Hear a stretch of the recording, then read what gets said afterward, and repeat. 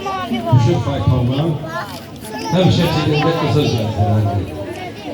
Ciblerinden kızılı çıkarıp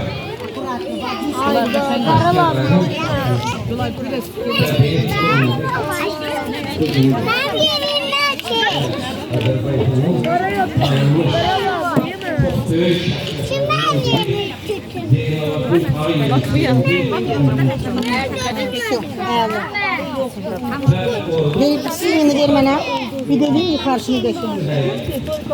Ay yok. Ay var. Ay yok.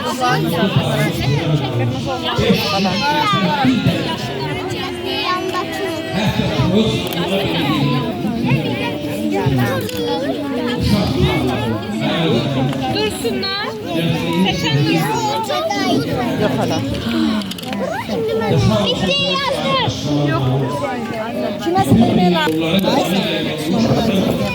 Bırak hasta mı mutlu bir an?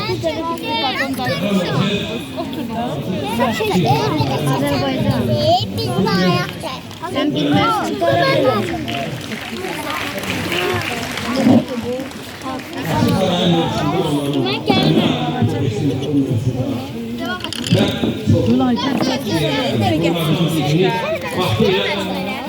Kazan rayonundan olan bir ananın şehit oğlunun şehitlik günü, dəfn günündə saldırması Ben kömekli misin Ankara? Kuşları özünün deyilere değil, oynayıp kırılan dibinden diyor. Dağ boyda yüreği çekin derdini, ölüm sinesinde neşe hıçkırır. Burasını çeken değil. Ah hırçasının karası yoktur.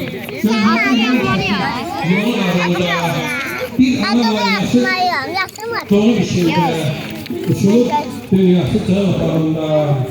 İçinde dünyanın karayı yatır.